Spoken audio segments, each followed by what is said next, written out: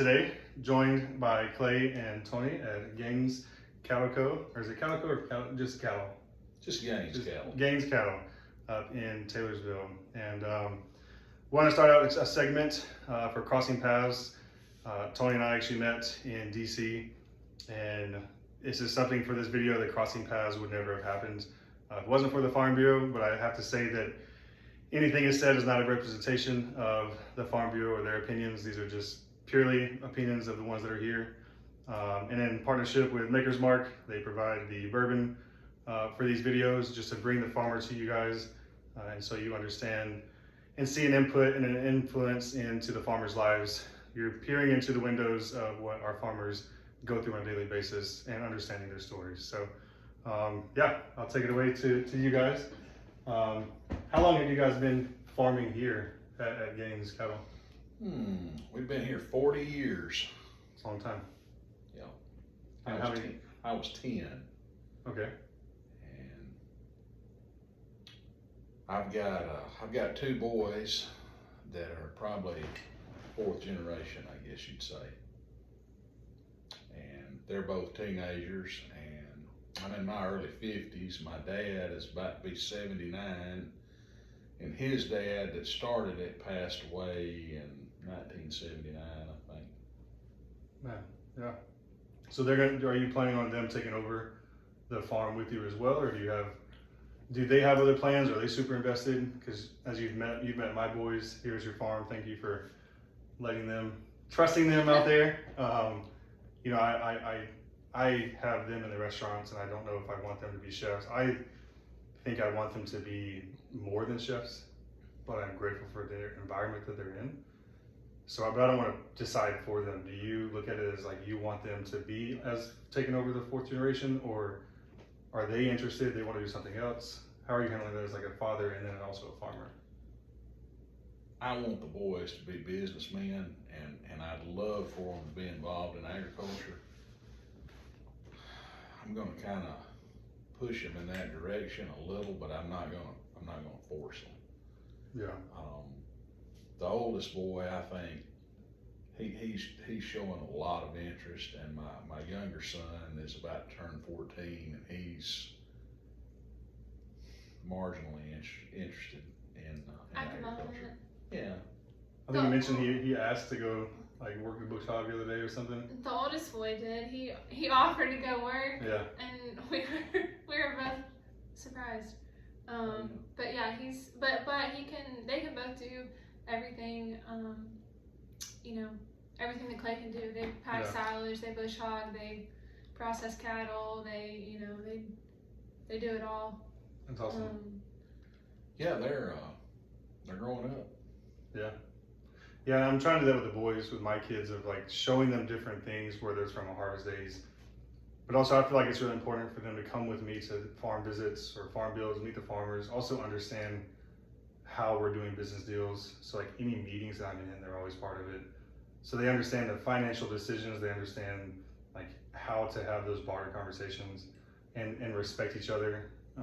And that was one of the reasons for the Farmer Partner Organization as well, is not having that barter system and respecting the farmers' prices. Like your price is what your price is, right? I'm not gonna tell you Cisco or whatever can get for this price. I'm gonna let you know if you wanna ask that question. But you know, I don't lead off a lot of business deals with that because we don't know what your operation entails, right? You're Sure. You may be using horses to gather cattle, or ATVs, or cars, like trucks, 4x4s. Like your feed cost is going to be determined what your final cost is. So I don't really peer into those things unless it's something where I'm like, oh, I can't touch this price, So it's good for the boys, I think, to see that and be in a bunch of different avenues for that business mindset, But yeah, how did you get into agriculture? Well, I did not come from an ag background, actually. I grew up in Birmingham, and I went to Berry College and rode on the equestrian team. I was more of like a horse fanatic, I guess. And then I actually got an animal science degree. And awesome. When I graduated from Berry, I started selling feed for the cattle a cattle feed company in animal health, like cattle drugs, and that's how I actually met Clay. Was my first week on the job. Yeah. Yeah. Yeah, You're 7 like, years look at ago. that stud down there. Right. Hot and sweaty in the chicken barn. Yeah. Yeah, and then it's just, yeah.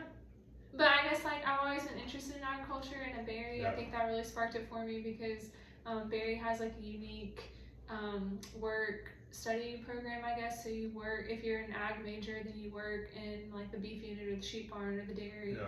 And so I actually worked in all of those, and I think that kind of sparked, took my ag interest a step further. And then now living here on this farm and being married into it, I'd say I'm like pretty invested. Yeah. And I work for the USDA I hope too, so. yeah. Yeah, I'm sold out to agriculture now. Yeah. Yeah, and I work for the USDA, so just seeing, What'd you do for the USDA? I started out as a program technician for the Farm Service Agency, implementing the farm bill programs and like giving out all the subsidies to the farmers. And then the last couple of years I was a farm loan officer. Nice. Yeah, and I just kind of, I'll say it, my worlds and theirs kind of went different ways, and so Yeah. that's kind of how the retail beef business grew or came to fruition, I guess. We had talked about it for a long time, just because that's kind of, a lot of people are doing that. For our situation, it the retail beef part isn't what puts food on the table. The feeder cattle does, but it does, provide some income to help replace what my income used to be at the government. Yeah. And it's also something too that I can do in line with what they do. And so, that Right. I'm more involved with what they do now every day. But then I also kind of have my own thing too. Yeah. But it's not any added. We already had the cattle, we already had the feed, we already had a lot of the startup. And what breed of cow do you guys have? They are Brangus cattle, black-hided cattle with a lot of Bremer influence. They have a lot of ear, we like to say. But they're heavier framed than like a purebred Angus.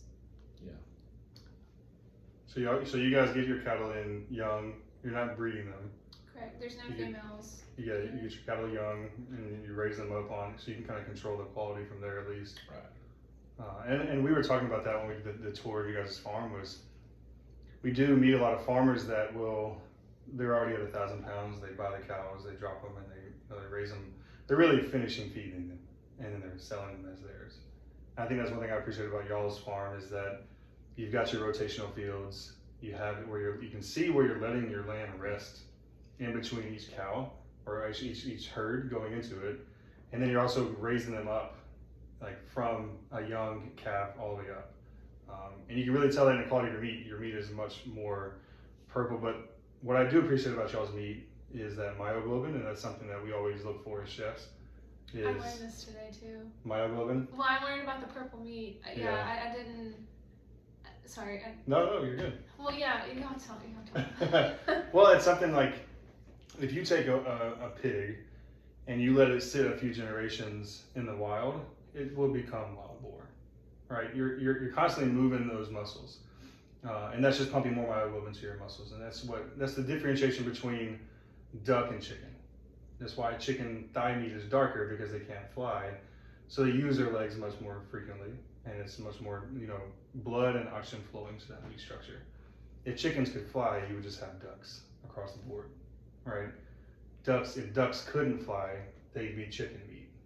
And it's kind of the same thing when you see wild boar versus hogs or free range hogs that are truly free range, not just kind of let out every now and then, but real free range hogs versus like the new California pork prop, which is one of the laws that, I don't know if you guys are familiar with the agricultural laws in California that they pushed, but the California PIP plan was they wanted, the space of the actual animal being raised in to exceed by a foot, right? And it doesn't seem like it's that extensive, but if you've got a full feedlot built out already, that's a massive investment to go through and redeconstruct that and construct it again to add those few inches for the new requirements. And either way, either setting, whether it's in that one small cage or a little bit bigger of a cage that they're raised in, they're going to provide the same quality of meat because they're not moving those muscles every now and then, right? And constantly running wild, or like your cattle, you guys have much more space than I've seen in most cattle operations. And so that's allowing them to move freely. And I mean, you guys have a massive amount of space here. And so that allows the quality of your product to be much better. So you have more of that earthiness, you have more of that gaminess. Your feed recipe is fantastic. And like that is super intelligent of the, like you guys have the actual mash like drops where you've got like the rocks, right? So they can come and drop. I mean, that I haven't seen in many operations, right? What is your recipe that you, if you wouldn't mind sharing it for your feed? Well, the ration that we're feeding right now consists of corn silage, Which we grow. which we grow here. So it's fully self-sustainable to start off with. You're growing your own corn. Yeah, we buy a little bit of local corn at Yeah. times, and then beer mash, Anheuser-Busch, That's awesome. and quite a bit of pizza dough. Really? That's crazy. Pizza dough. And then we add minerals and Yeah. things such as that to the feed, and but those three main ingredients are And Anheuser-Busch, the high spots. how long have you guys been using them? How long have they been supporting you? Since maybe 90, 93, 94. That's a big achievement to have like that massive of a company, like to have that relationship with them. We've seen a lot of breweries. I get a lot of phone, especially in Atlanta. Atlanta breweries always want to make more connection with farmers and they want more farmers to come pick up a lot of their spent grain. I'm like, well, you only have like 5 big buckets of it, or you have a big amount of it and they don't have where to put it. And they want to support farmers, but they can't because farmers can't get as much as like you guys can. And like that was pretty spectacular to see. Like that's an investment too, though. It's an investment of time and bandwidth and financial resources to like pour that concrete and to get the pits set. That's pretty intense to see like that commitment of getting that mash grain in there too. So kudos for that. But yeah, the beef, I mean, they move around a lot. You'll see a lot more of that coloring. And just from the meat that I've seen from you guys, a lot of times you'll see that pink, bright pink coloring. And it's just, we saw it in COVID. COVID dramatically altered our briskets, believe it or not. Really? Yeah, so one of our restaurants, Sweet Auburn, I mean, we process about 200 cows a week. But mind you, the problem is we would wipe out most Georgia farms in that scenario because we have 2 Sweet Auburns, so easily 400 to 500 cows a week. But that's not that many cuts. That's brisket and flank, and our farmers are stuck with the rest of the animal, which you guys deal with. We just talked about that. had this conversation. And that's an insecurity for me. I'm always like, if I put our farmers on a brisket program, we're gonna hurt the farmer more. Yeah, they may get the revenue from getting our brisket, but they're gonna be stuck with so much inventory. They can't move and they're gonna be freezing it. They're gonna have to invest in a freezing lot. They're gonna build a warehouse for a freezer.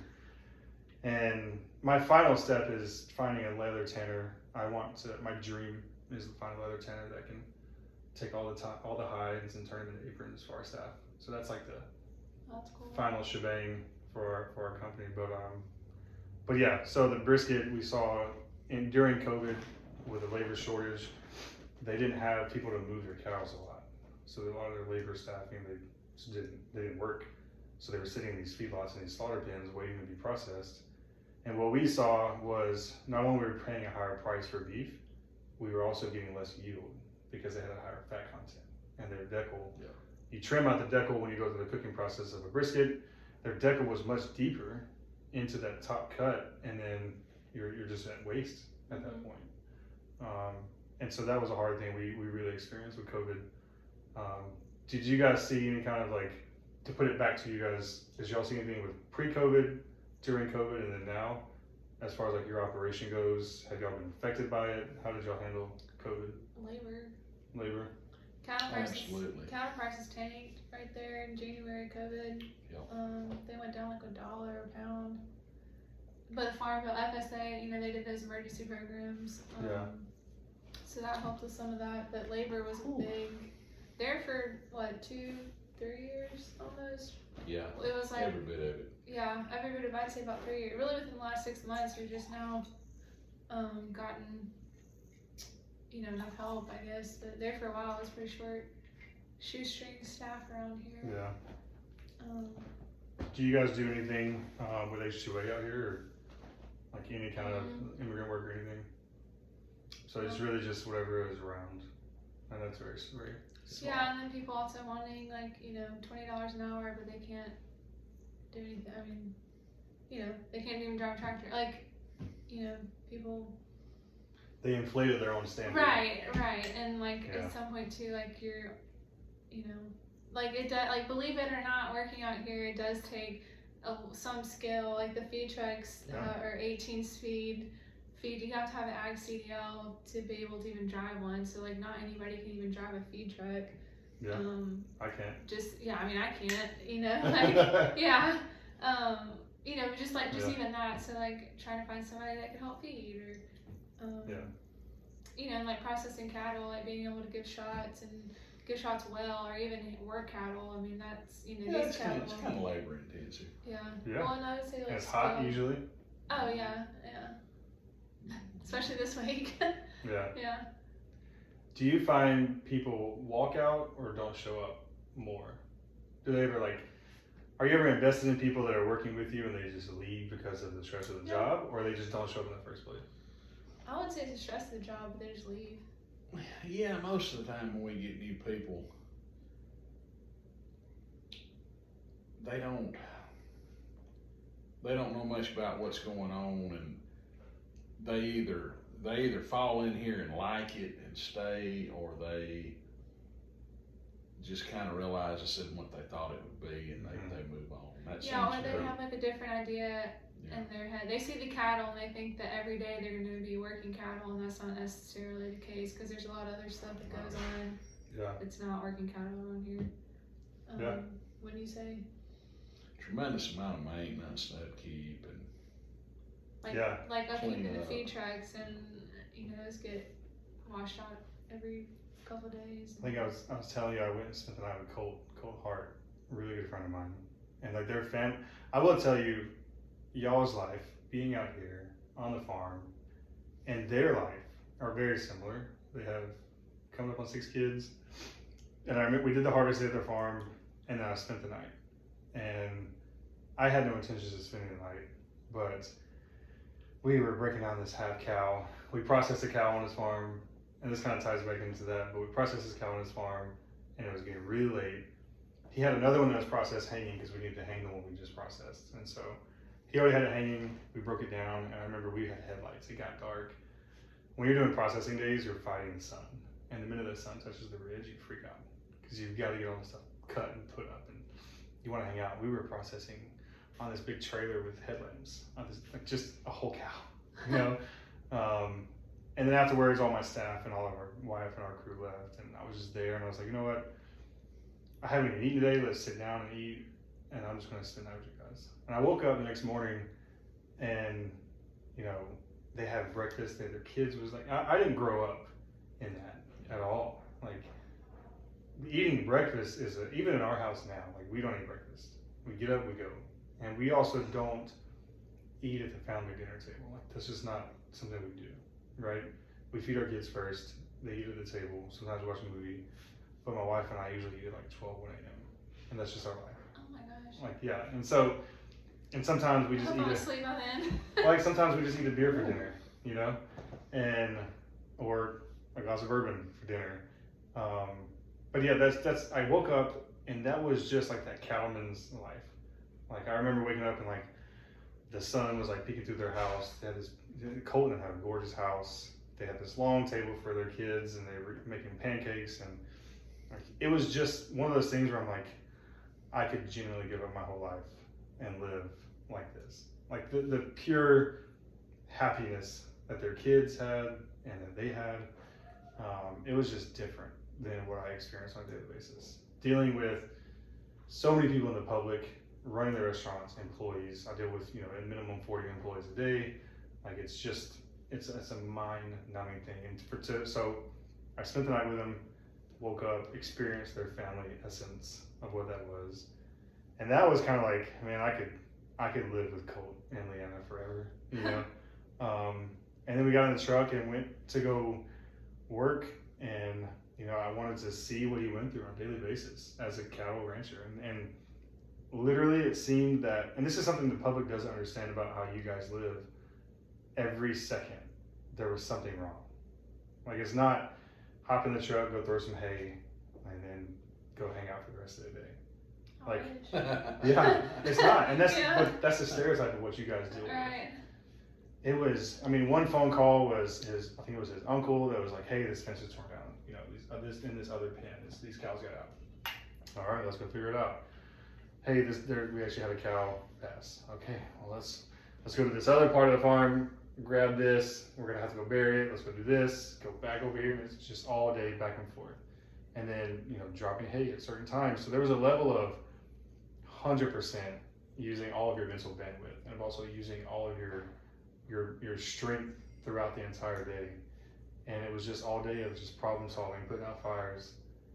One day. Accurate way to put it, putting out fires. Yeah, it was just, once you put out one, it's inevitable. You tell yourself, is it time to go get something for lunch, or is there going to be another fire I got to go put out in a second? Mm-hmm. I like to say putting water on the hottest spots. Yeah. Because and it's also, if you go fix that fence, it's probably going to be a problem area again, and you're going to come back to it. And you kind of, in your mind, like, as a farmer, you're kind of like, should I fix it better now because I have all these other problems to go deal with? Do I have the financial resources to fix this right now? Or that extra time. Or the extra time? Or can I put a Band-Aid on this and inevitably come back to it again? And that's like before that they mental. get out again. Before they get out again. Yeah. So, but anyway, that was an eye-opening thing for me of like, I wish everybody could see this life of like, it is a full-time job. Like it's full-time all day long. And so I'm sure it's kind of hard. Weekends. Holidays. Yeah, it doesn't matter. It's every day. Your cows don't stop eating. No. Y'all deal with down fences? Like what is your biggest problem? That? Well, yeah, we have to. The most labor intensive thing I have to deal with right now is we're bringing new cattle in, and backgrounding I think is the technical term in this industry. We call it straightening out, but it's from the time we get a load of cattle in, which is every Thursday night right now, there's 100 on a truck. We process them on Friday, and then we turn them out on Saturday. And I have to be out there pretty much between daylight and 8 o'clock, 7 days a week to look at them. And they get respiratory disease. Mm-hmm. So if you skip a day, if you miss one day, a 24-hour period, the best antibiotic won't bring them back. You've got a real short window of finding a sick one and getting it treated, or you lose the animal. Or you deal with a world of like, no antibiotics. It's like, well, antibiotics just save this whole cow. I get asked that all the time about antibiotics. But like if you're sick, typically if we're sick, we're gonna treat ourselves with Dayquil or whatever it is. Well, you're gonna do the same thing for that animal. You're not gonna sit there and watch it suffer. Right. That's inhumane. We're not. Yeah. You're gonna treat it because it's sick and make it better, and also you just pay money for it, and so like it's dollars in the pasture. And I have to be real careful about not over treating them. I mark their ear tags so we know, which animals had which antibiotic and how much, and we keep up with that. Yeah. And which antibiotics have a withdrawal period on them, and the ones that get treated are not the ones that go in our meat trailer. But we do follow the label and read the instructions. People don't think about that with sheep either. We process a lot of sheep, and there's a time frame from when you deworm them to slaughter or cull, and people just think if you were to tell the public, yeah, we deworm them before we process them, they would freak out, right? Absolutely. Oh yeah. But they don't think about the fact that in the breeds, I raise Katahdin sheep purely because they're very highly parasitic resistant, right? And so, but I also don't have rotational fields. I don't have a massive lot where they can, let that ground rest and get a lot of their feces to disintegrate and go away. And so I deal with more parasites than most, but especially less with Katahdin sheep. And they don't see the fact that even in a big, massive pasture, you still deal with a lot of those things, whether it's parasites or sicknesses that need antibiotics or need deworming before you were to process them. Imagine if you told the public, we didn't deworm them, they have worms in them, we processed them. Yeah, exactly. How much more they We would had a freak runny out. nose and we were like, I'll be fine, Yeah. you can't do that. Yeah. It's kind of like saying, I didn't cure my child before I dropped him off at the daycare. Right, I Right. knew he was Absolutely. sick and I let you take him anyway Yeah. to infest off the other. Exactly. Yeah. Yeah. So I'm not against it. I know that the antibiotic world or non-antibiotic world started with poultry mostly, like massive poultry houses. And they started to, and that's the beauty of like these talks is like it really dives into so many different topics, right? Like antibiotics is a massive one in the agriculture industry.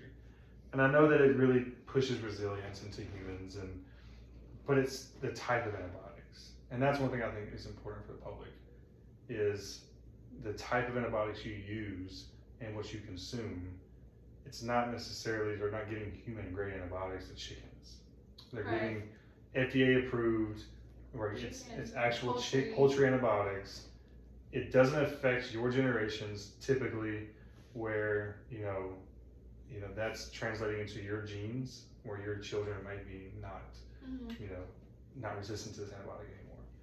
And that was the biggest scare of the antibiotic world. But I think that's kind of gone. Kind of, maybe. You guys would know more. I get asked that at the market constantly about the antibiotics. But I mean, like for the feeder cattle side of it, I mean that's a different deal. Did you need one more? Yeah, I think. I will say that the antibiotic-free more. No, it's right. This is your show. The organic raised That's a loose term in itself, though. It is.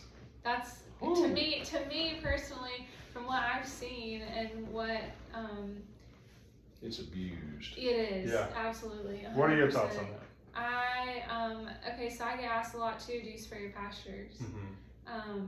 We absolutely spray our pastures. You If do we manure didn't, or no, we spray to kill weeds because if we didn't, we wouldn't have any grass for the cattle to eat. And people don't think about that. And then there's a lot of organic, natural farms, and you go out there, and I think the general public, they see it and they don't notice that there's no weeds. Well, how did the no weed? I mean, that doesn't happen without.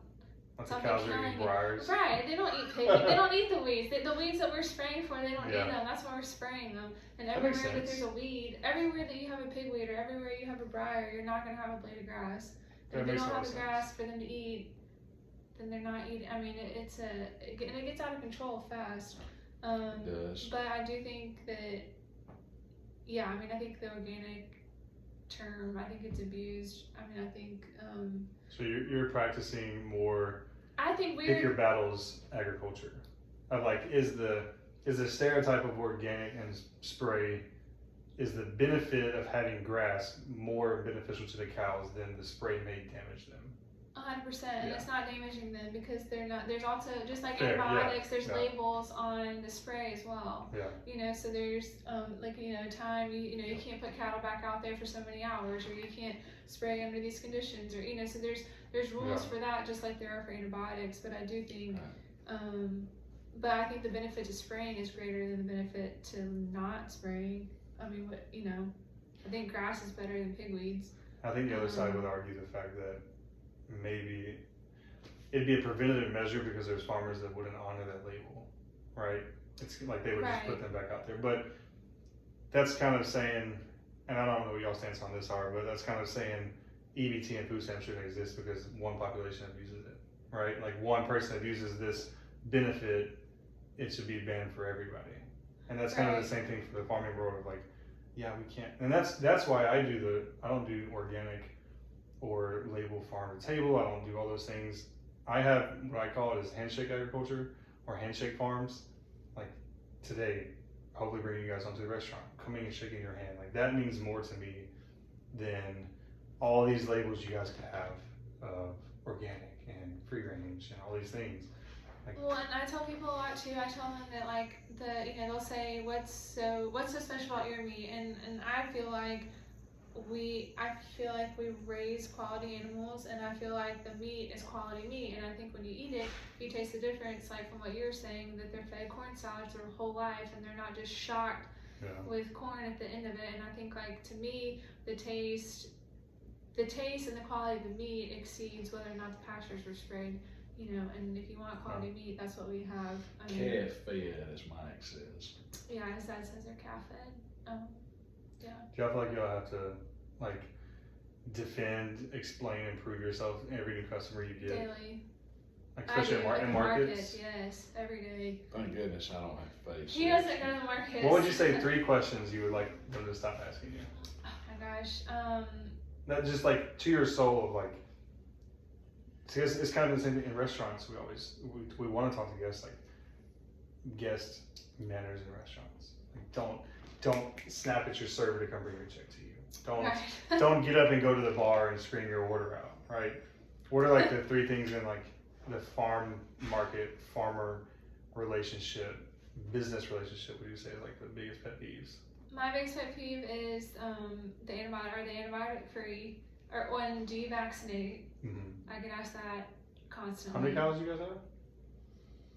Well, we usually keep 15 to 2,500. Can you imagine? So do you vaccinate? Absolutely, we vaccinate. That's a lot. Yeah, That's we a have lot to to vaccinate. because we don't want them to get sick. Yeah. And do you vaccinate your children? Probably. Do you? I mean. I personally don't. But. Well, and maybe you don't, but I guarantee you the person. I mean, 9 times out of 10, the Yeah. person that's asking me, Yeah, they no, probably yeah. did. You know, because Yeah. their kids go to public school, whatever the We case may couldn't be. send our 16-year-old to high Public school school. without vaccinating him for something the other day. Yeah, you know, so but I get, do you vaccinate all the time? And we do. Yeah. And then I also get asked about the antibiotics all the time. And then I asked, do they get grain? And the tricky. Why did you marry an old man? I don't get asked that often sometimes. But with the grain thing, it's a tough one too because I put grain finish to try to give some clarity into what we do because they're not technically. If you look at the definition of grass finish, technically we could say that they're grass finish because silage is considered grass finishing. Okay, However, it hasn't processed into the grain yet. Right. It's just vegetal fiber. But however, with the mash added to it and the pizza yeah. dough to the ration, I just said grain finish. But when people think grain, You can they now think say of not a gluten pellet. free. Right? Yeah. Well, somebody asked that too. Do they get any gluten? And I was like, oh, but, you know, good grief, like where does it end? You know. But with the grain deal, people think that they're eating grain from a bag, and our cattle aren't eating grain from a bag. They're getting a mixed commodity ration. But if you're not on the farm mixing the ration, you don't know. You know, it's. But I guess that's that all the time. And then I try to explain what silage is because nobody knows what silage is. And then they hear corn and they think corn's bad. And so what is silage for the people that may watch this? So silage is we grow the corn, we plant the corn, we grow it. When the tassels, the corn has ears on it, and it's still green, and it gets chopped when it's still green. And so the corn. Let me put this in there. Most everybody, I guess, knows what roasting ear stage is when you can Do they? pull the ear off the stalk and take it home and eat it. When your ear is produced and is ready to eat. But it's to still harvest. soft. Yeah. So a week after that, it goes through what they call a dent. There's if you pull the husk off the corn, the kernels dent on top. It starts drying out. And about maybe I see that in restaurants sometimes, even after they're pulled. When the husk comes open, it'll like literally dry a little bit like that. Maybe another week After it dents. After it dents, or 2 weeks, some time frame in there, depending on what the leaves look like at the bottom, we usually start chopping. Okay. And But you're it's- folding in the kernel, the ear. And You're folding the stalk. entire ear with kernels on it into everything. Everything from Yeah. 6 inches off the ground to the top of the tosser. So that's important for people to know too. Like your operation is like, you're not relying on revenue, though you may not be paying the labor to go harvest ears of corn. You're also not relying on the revenue of growing corn. Like for your cost We're not selling conversations. the corn. The corn is going back into the cattle. We're Yeah, going, but you're we're going paying to feed, plant the yeah. corn. Right. Right. You're paying for are you guys doing it by hand? I'm sure not. Like the size of what I saw, like you're doing it No, by. it's No, just a it's a- 16-row planter. And that's massive amount of fuel. You're paying for the seed and the bandwidth and the time and the labor to get that corn out there, and the only use it's for is food. So it's not like it's a dual purpose crop where you could sell the corn and also take the stalk and feed your cattle. Right. Like that's important for people to know is like you have this singular purpose crop that just feeds your cattle, and that also is what causes your price to be what it is, and they should respect that, right? Yeah. And that's kind of like that's why I asked those questions of when I was down there looking at the cornfields with you. I was like, "Do you guys sell corn?" And you immediately said, "No, it's all for the cows." I'm like, that's a massive investment to and people from the city or just don't understand farmers. They don't see the bandwidth and the money and the labor it takes to They do put that. it up. Yeah. We have A visitor. faces. What's up?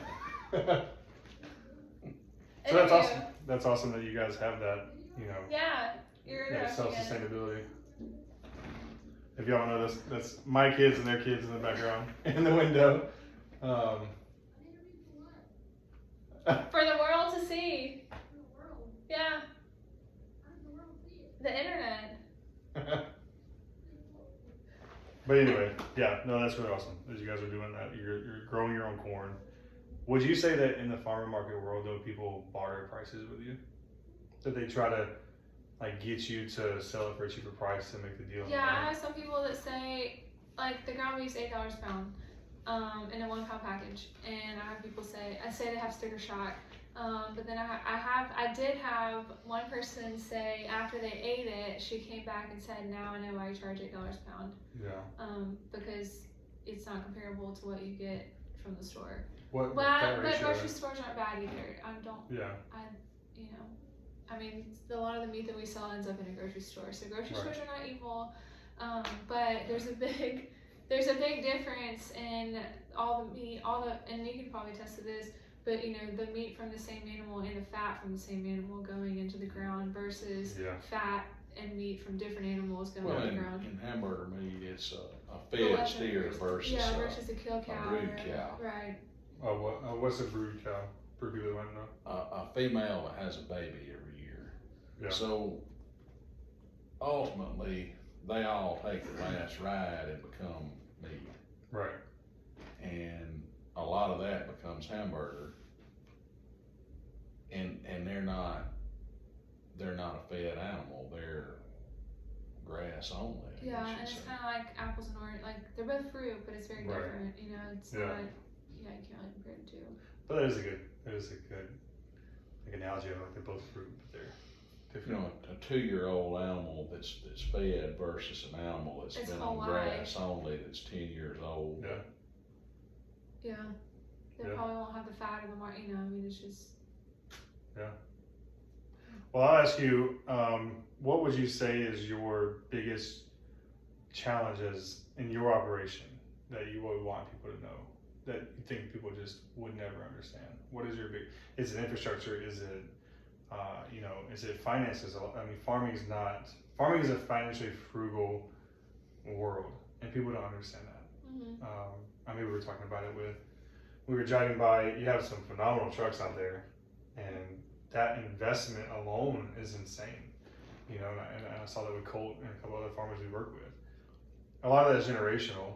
It's built through the generations and accruing a lot of that. Sometimes it's accruing debt, sometimes it's passing on generational wealth. But like, what would you say is the hardest that you guys deal with on a daily basis? Volatility of the market. Absolutely. That's true. The cattle market itself, more than anything. Just like the Yeah. prices of steer. I mean, because you don't know. Like a couple weeks ago, they were selling steers, and like just within a week, they dropped what 10 cents a quarter. Yeah, like in 1 week, these truckloads of small cattle that we're buying, there's 100, 103 on a truck. They went down over $90 a head in 1 week. But when you're talking 100 on a truck, I mean that adds up, But from You week, break it down by the pound. right? it But also matters. like from week to week, for it to change that much, you don't. When you're buying and selling, it makes it hard, because you can't. If you buy high and sell low, you're not making money. Yeah. And two, we keep them so long. When you're keeping them 200 days, And- it's a gamble. And if we sell out and make some money, we gotta put small cattle back in, and Because we've invested in the corn that's already planted, and Yeah, something's yeah, got to eat it. The our grass, infrastructure, our machines, Just to our, keep it our going. labor, so we gotta put more cattle back in, but to keep the we- grass clipped. we and, keep the grass down. Yeah, We may sure. not, we may not wanna pay that price. invest in cattle that are that high, but Like at that time. we gotta have a certain amount of them to keep This place the going. business running.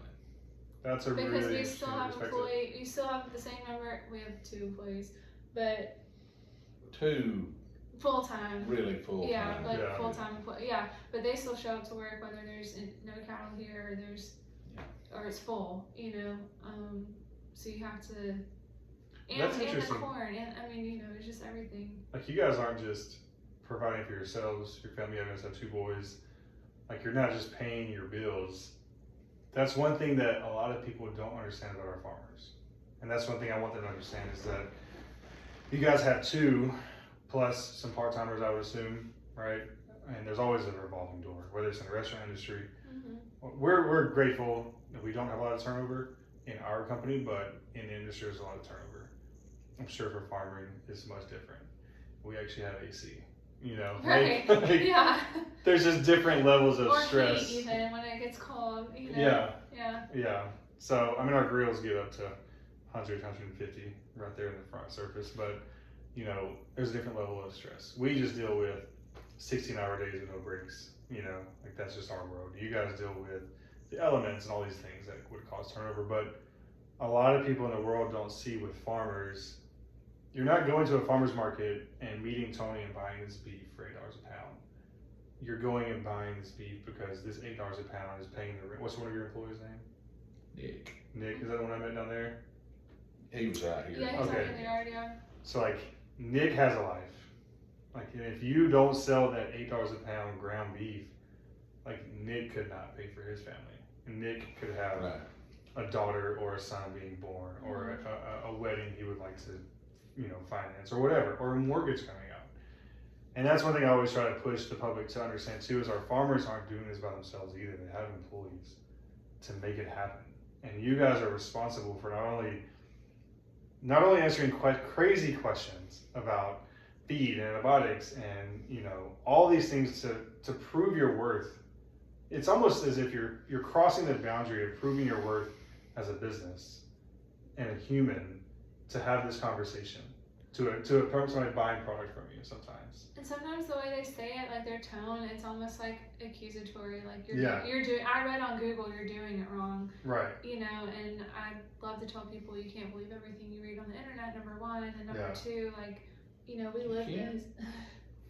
But we do this every day, and like Right. I would like to think that hopefully at this point, like I don't say we're experts, but like I mean. That's important for them to hear. Of like, hey, like that honest, open, that transparent conversation of like, what you're saying right now, it affects me personally. Like, this is what we believe. We stand by this. What we're doing not only pays for our life, but it pays for multiple people's lives. Mm-hmm. We pay for Nick and we pay for this as employees. It's not just this ground beef we're trying to sell you. We're trying to sell you an experience and a product that we stand behind for 40 years. And that's kind of the hard part. That I feel bad for you guys. I feel like in that vulnerable sense of, man, that must, for me, I'd be a bit poor salesman because I'd be so invested in it. And I would be very quick to be like, I've got 4 years in this, like, keep going. That's why he you know doesn't what I come mean? to the market. And that's why you, Yeah. that's why you might not come to the market. Yeah. There's nothing wrong with that passion in it, you know? Yeah, well, and like, you know, if we sell them by the truckload, they don't ask questions, they buy them. But it's also the people who buy by the truckload, it's a lot of repeat buyers too, because they know what they're getting, they like the cattle, and when the cattle get to the feed yard, they convert well, and they know they're buying a good product. And now, after a little more time in the market, it's becoming the same thing where there's repeat people who are buying the product because they know it's good, but you still get a lot of people who, you know, almost in an accusatory way are like, well, you're doing it wrong. Yeah. You know, and it's just kind of like, well, that's fine. And I tell people too, I'm like, well, it's a free country, you don't have to buy it. You know, go get your meat somewhere else. Because you're not, you know, you're not going to make every sale and you're not going to make everybody happy with your answers. But I do try to be truthful. You know, if they ask, do they get grain? I do try to explain, to educate. You know, well, it's not actually a grain, it's corn silage, and this is how we grow it. And then I ask all the time too, is it GMO corn? Is it organic? Is it non-GMO? Is it, you know, and it is GMO corn. If it were organic or non-GMO, we wouldn't have a corn crop. And the feed, it would cost even more. You know, people don't understand when it's non-GMO, you're actually putting more chemicals on it when it's non-GMO because it's not disease resistant, it's not bug resistant, it's not, you know, so you're actually spraying it more than if it's genetically modified. And also, the genetically modified corn, you're not eating the ear, you're not consuming that ear, the animal is consuming that ear. That GMO corn is going into dog food, into chicken feed, into cattle feed, and then you're eating that meat, but you're not actually eating that kernel. Does that make sense? Like, there's an arm's length between it and you anyway. You're feeding the vegetable fiber to the cow. And they're getting more of that than the kernels anyway when you chop it too. I mean, we saw that with Rebecca Jacobs. I think you met. She's our district federation manager with the Farm Bureau, and we did a dinner with her. We still have that. If you guys come to the restaurant, I had a tasting yesterday. I did with some of our guests. And what we do is we went to her farm for the farm dinner, and we sourced. They have this massive river. They have this this grain mill that runs through the river of their farm. So they had the river connected to this big wheel, and it could grind grain for them. And that farm was like from the 1800s. And I'm actually hoping to do like a chef's dinner at their farm, and just have like this secret experience where that's a whole world I can dive into. But I want to do that. Like, it's a separate business I'm trying to start. You show up, you pay a certain amount of money, and we take you to the farm, and like you're blindfolded, and like you go into this deep woods on the farm, and you get served this like Michelin star food on the farm with the farm's product. And I would love to do that. Her farm is gorgeous. They've got this river running through, and we sourced 70 to 80 river rocks. She has the most perfect. They've never been touched, flat. Water's just been running over them since the 1800s and previously, right? That's just their documented farm time. And we use them as plates now in a restaurant. And so we're able to tell that story. Plates. Yeah, so I've got rocks. I've got a whole stack of these river rocks from Rebecca's farm, from the Falls farm.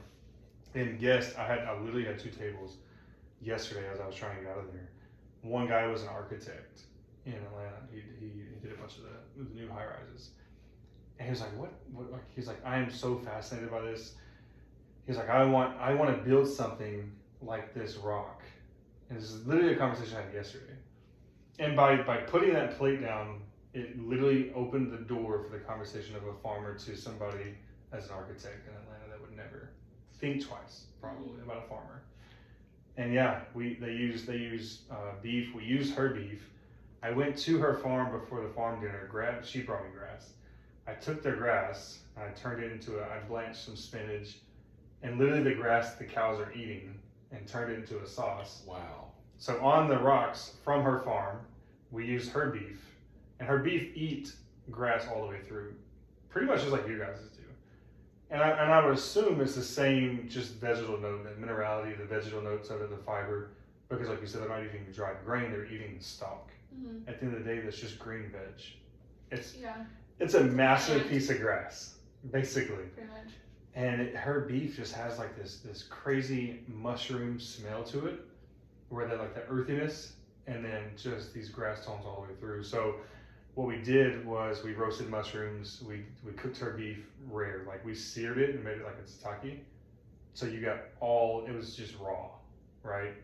And we had this green grass sauce from her farm on top of her rock, and we served that. And then I took some bones from a cow we processed at Colt's farm, and I took the tail and I reduced it down into a sauce and made this sauce to pour over the top of it. And it was such a beautiful dish, but it was so earthy and grassy, and it was just really cool to. And now I can tell that story. We played our salmon tartare, our tuna tataki, which is just like Japanese style charred tuna, and some of our other dishes. We plate that on the rocks, and every time we drop it, guests are always like, "Is this a damn rock?" Like, I'm like, yes, it is. Yeah, it is. Let me tell you about it. And so her legacy of her farm and her and Bennett and the Falls Farm carries on in the restaurant every day because we're able to tell that story. Mm-hmm. You know, it's just a cool thing that we always like. Those little small things are what I think will keep opening those doors. Like, wow, that farm's only 30 minutes away. Are you serious? I can go and like go to a market and find their products. Like, that's insane. Yeah. I drive 30 minutes to a Kroger. Yeah, you Right. can. You could just stop by this farm. Instead, it's on the Yeah. way. So, but anyway, I have one more question. What would you guys say as far as your personal lives, you as a person, as a farmer, and what you go through every day? What would you want the public to know about you? I mean, to wrap it up, you've been here for 40 years. You've got a now soon to be fourth generation farm. Your son's turning 16, right? Yep. That's ready. He's ready to work, right? That's taking over age. Have you done to school 2 years? Yeah. And then is he going to college or maybe? He's got all A's, but he doesn't want to go. Yeah. Yeah, I mean, my kids are kind of the same way. They're getting into that realm of making those decisions. My wife's a biomedical engineer for Georgia Tech, and she decided to she makes more money running restaurants, you know? So you have a 40-year-old, fourth generation farm. You have amazing cattle. You have an amazing wife. You worked with the USDA. You have a master's, right? A master's, just a bachelor's. Bachelor's. Mm-hmm. Like, you have a college degree. You've got, you guys have your life going for you from my perspective. So sweet, yeah. Like, genuinely, I wake up and I deal with human beings every day, and that's the thing about this video too. Of like things like this is a different perspective. This is peace for me to sit here and have a conversation with y'all, and put my phone in airplane mode, and probably have 10 employees who call me for the past hour. Like, this is genuine like bliss for me. What in y'all's world, in your life, do you think you want the public to know about you as a farmer that you might not think that they might know about you?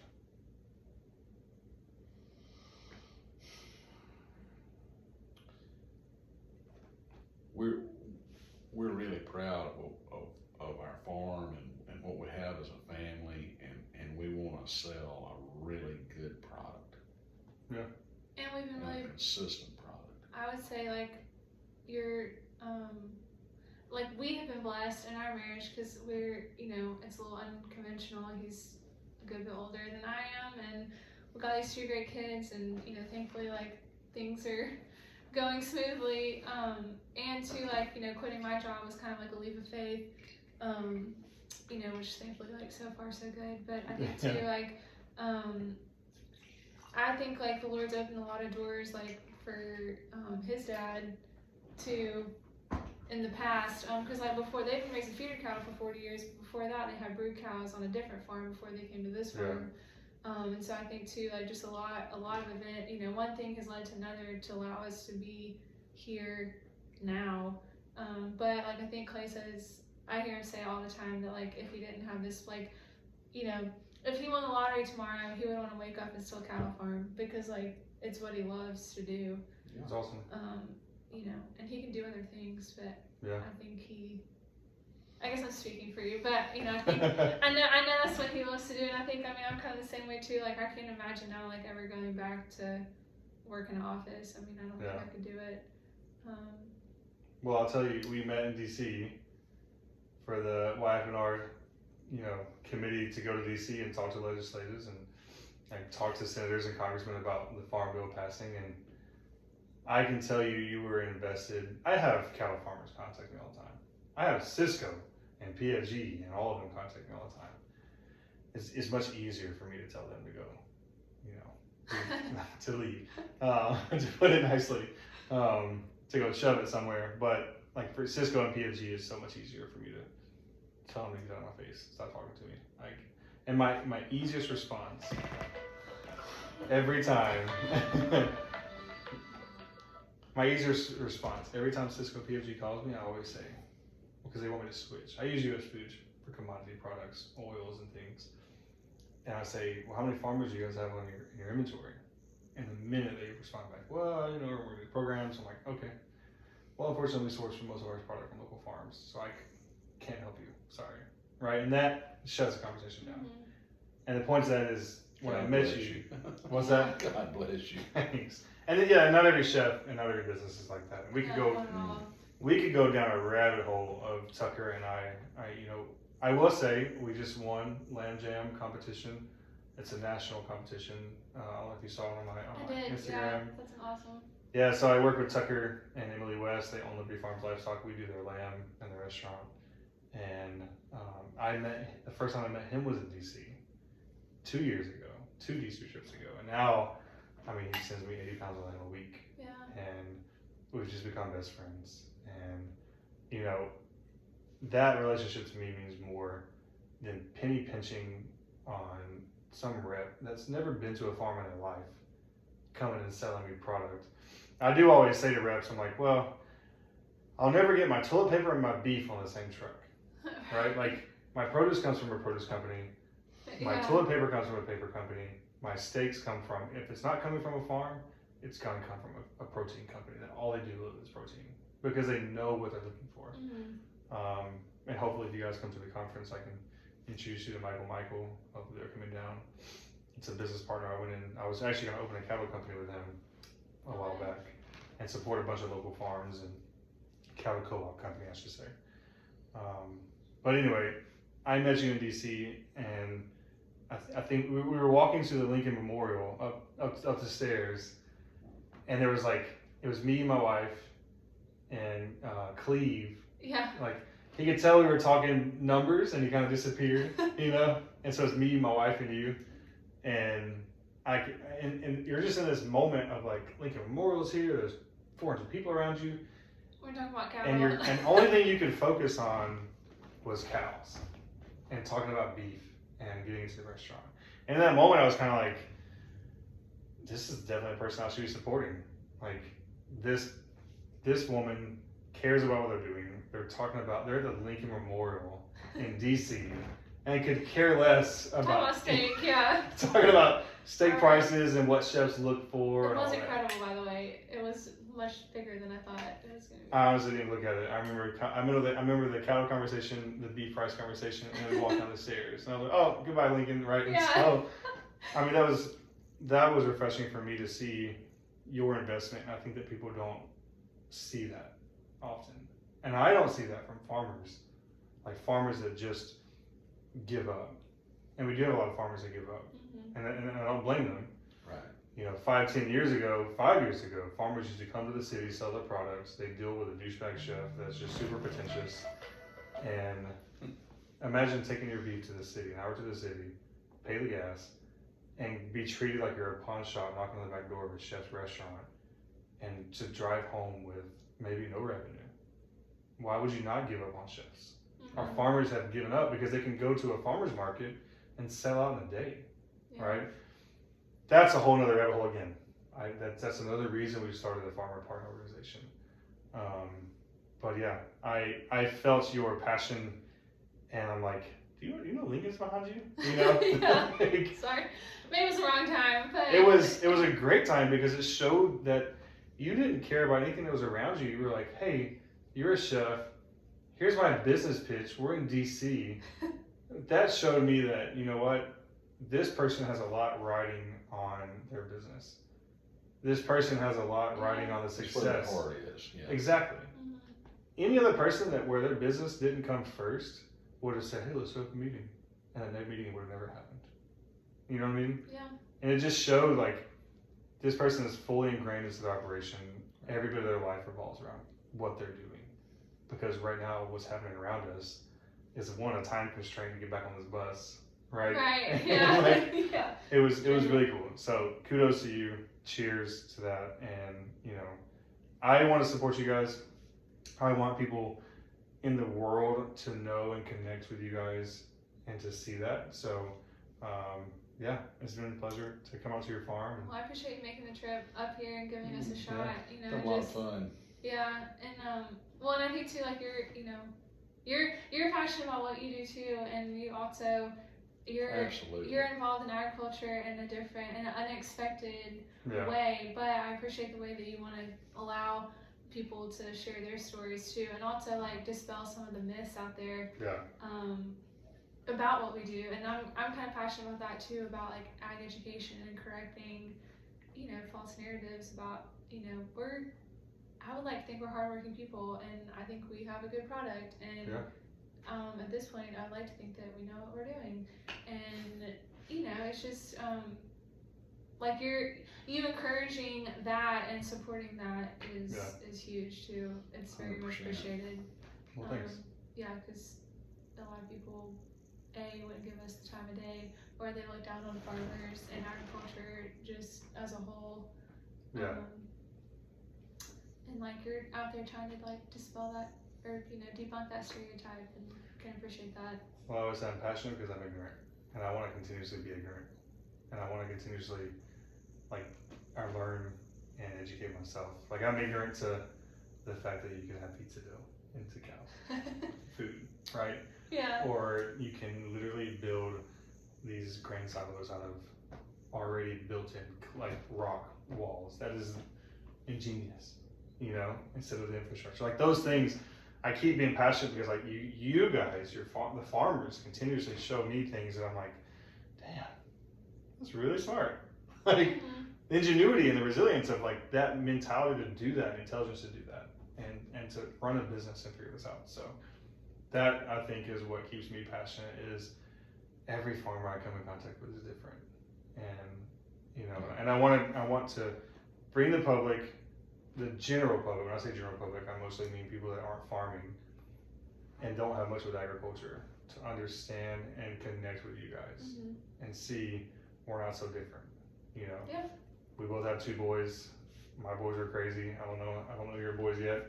But my boys are crazy, and I'm sure they'd have a hell of a time together. Yeah, sounds like it. But yeah, so thank y'all. Thanks for inviting me into your home. Appreciate and cheers. Yeah. Cheers to your empty glass. Thank you, brother. Yes, sir. I appreciate it. Thank you to Maker's Mark as well. Yeah, it's great. And the Farm Bureau. Great work. So.